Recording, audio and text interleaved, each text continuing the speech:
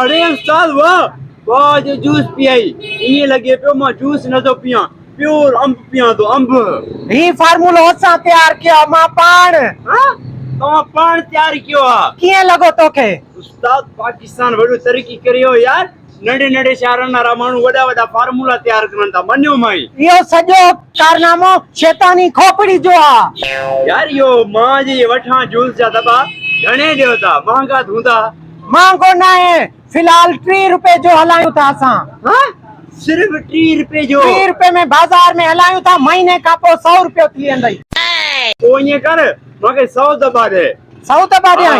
एतरा के इन चर तू 1000 दे छड़ मके 1000 एतरा छा कंदे? दरअसल माजे भाजी या शादी तो के खबर शादी में बटे सब मानू के दावत दी ना होन एक सा गड एक फ्री पुजी एंदो पाकिस्तान हन यानी के 500 कांडो दींदा 1000 मानू अची गड पाइन ए दुकान ते समोसे के सा गड चटनी फ्री आ लेकिन असा जे शादीन में मानू सा गड बार फ्री नन वरे इंजे करे 1000 दब माजे घर मोकल ठीक आ एडवांस दे छड़ एडवांस मा दे छडा तो ए हे वठो सही पैसा ए पोयो गली आ जे के लेफ्ट को राइट इंदवे दुकान छडे करे टीजे दुकान जे भरसा माजो घर ठीक आ तवा छुट्टा लो इनसाइड बी दुकान हुई उते भी असा पहुंचाया हन दबा हां जूस पुजायो बकाया पेड़ मा तो के देई छडो ठीक आ मेहरबानी हथोड़ा उठ मते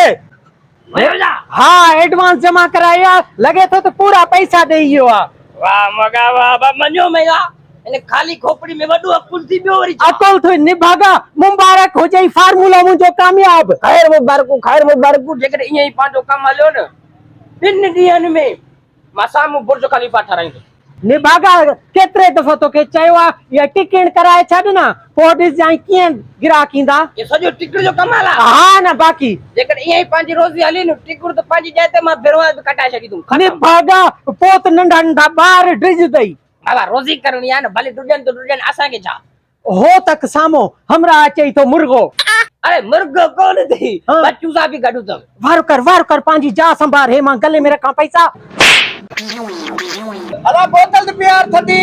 बोतलन के छड असा जूस आंदो आइकड़ो केड़ा जूस आ पेवर तो पीत दिसो ना भलो हां भलो है ना थदो अरे वाह वीआईपी जूस है यार ये वाह जो जूस आ उस्ताद किए लगा जूस तो वीआईपी आ दी घड़ा जो दबो 50 रुपए जो हां 50 जो 40 जो वाट भला सच में 40 जो निभागा दी कावड़त ना कर 3 रुपए में दीदो साईं दबो 3 रुपए में मां जो मतलब है एडो प्यारो भलो जूस आ वो 3 रुपए में तो के किए लगो यार वीआईपी जूस आ एकड़ो कम कर मां जो कोयली गड्डी में दुकान अच्छा तू ही कर 1000 कार्टून मोकल वीआईपी जूस आ सही जबरदस्त क्या बन तो माना इन गर्मियन में उन्हारे में तू कमाईते वीआईपी दुकान है सारे तो कौन आयो यार तवाने बेन दुकानन ते एजेंसन ते नथो मिले मां पान तैयार कियो फार्मूला गाल बुध महीने का पो 100 रुपए दबो दियंदो तू हारे ही कर बस देखो है एडवांस थी हां हे देखो पोई घटी छडे ना एक दुकान छडे बियो दुकान मुजो थी ऑर्डर जल्दी पुजाई जाए हां वाह जो जूस है सही थोड़ा 40,000 रुपए जो ऑर्डर देइयो न कर हां गलो त काट घणा पैसा थे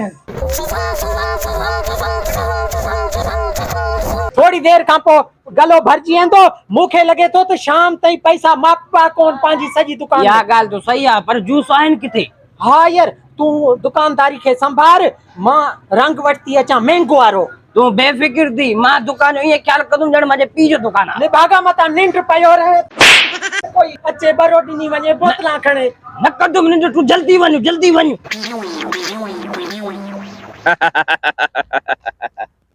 पैसो ही पैसो छा याद कदो यो मोगो भी वडू आया वरी है अवाम सा फिराडू मैंगो वारो जूस मना मैंगो हेरा फेरी मां भी मोगे सा हेरा फेरी करे आयो आ एड़ी चती आई मां जो छा याद कंदो वरी यो मैंगो वारो हेरा फेरी वारो जो को न कंदो वरी कारोबार जो तो ने के तो खबर ही ना है न त लोहार जी टुक टुक आई सोनार जो हिकड़ो ही धकता सो हे रंग 50 रुपए जो महंगो वठी आयो इनी रंग सा 3-4 लाख जी कमाई जरूर थींदी खोड़ जूस ठांदा